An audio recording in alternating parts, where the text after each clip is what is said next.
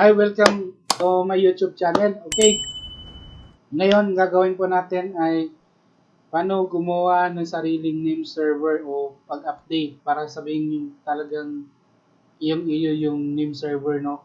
Kasi doon sa ginawa natin, talagang default lang yung binigay ni o yung generate ni WHM GoDaddy. So ngayon, ang gagawin po natin ngayon is ito, bali gagawa natin ng pangalan. Pero ito, generated na po ito siya. So, hindi natin ito madidelete dito kasi wala nga po siya edit button or delete button. So, mangyayari ngayon, ang gagawin natin, pupunta po tayo kay WHM. Okay? Search natin DNS. And then, edit DNS zone. Para unique. Then, click cart. Then, so makikita nyo dito, yan. Okay. So, ang gagawin natin ngayon is ganito. Para makuha talaga siya na tunay. So, first, ito po yung talagang minsan ginagawa ko. Ito, playcart.ph. Ito, pinapalitan ko tuto. Yan. So, huwag nyo kakalimutan lagyan yan. Kasi pag nawala yan, mag-i-error po talaga. Okay? So, playcart mo siya sa sarili mo. Dito naman, papalitan mo din ng ganon. Okay? And then, palitan mo. Okay. Diba? Okay siya. Ayos. So, na-set up na natin. Pero bago yan, siyempre, sinit mo naman doon. So, tatawagin natin dito. Gagawa naman tayo ng name server at saka in S1. 1. So, kasi diniclare natin dito. And ang hostname natin is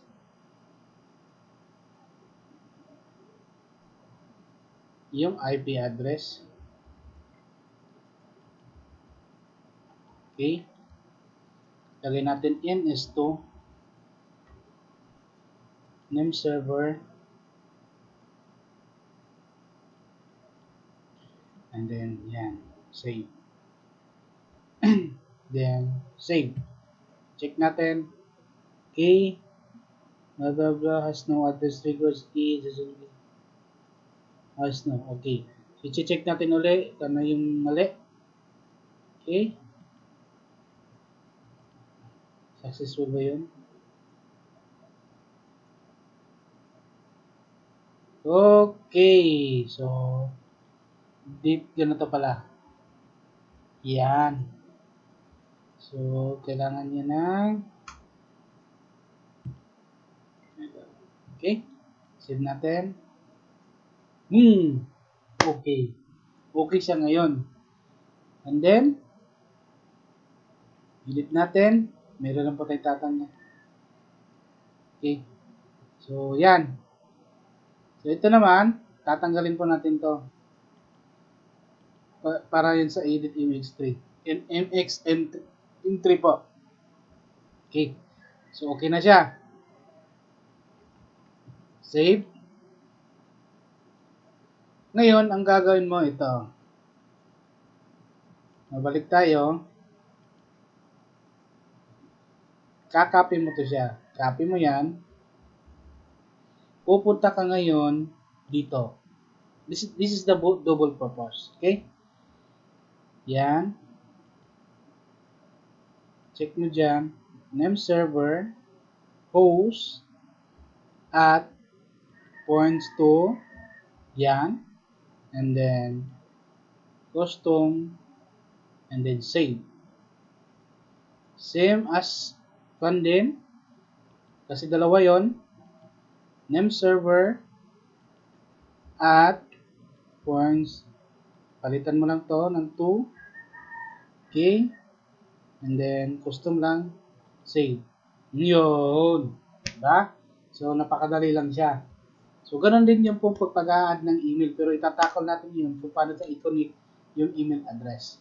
And then, ang gagawin mo, pupunta ka ngayon dito sa delegation, summary. So, ito, i-edit natin to. Okay? Edit natin yan. Okay. Yan. So, edit. And then, siyempre, punta ka dito, copy mo yan, and then save. And then the IP address na generate niya, ito, yung i-record, yan. Okay. Copy. And then, yan. Then, copy rin to, the same. So, yan. So, i-delegate siya ngayon. Delegate name server.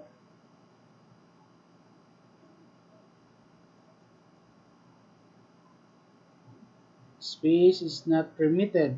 Okay, check natin.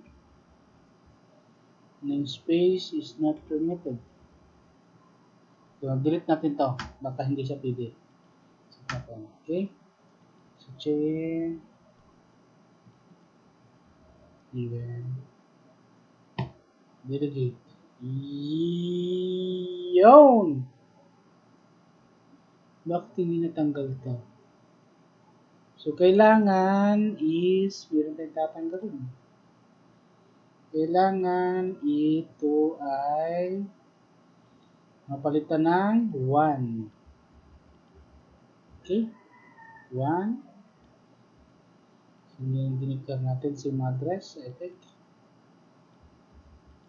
Okay. Save. So, delegate.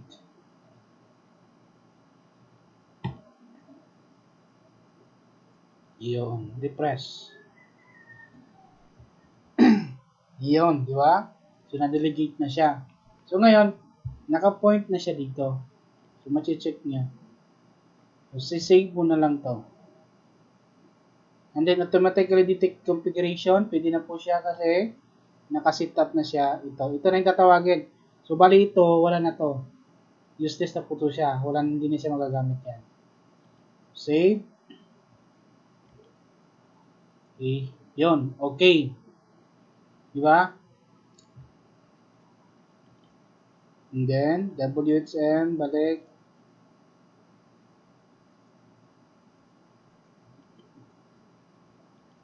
Okay.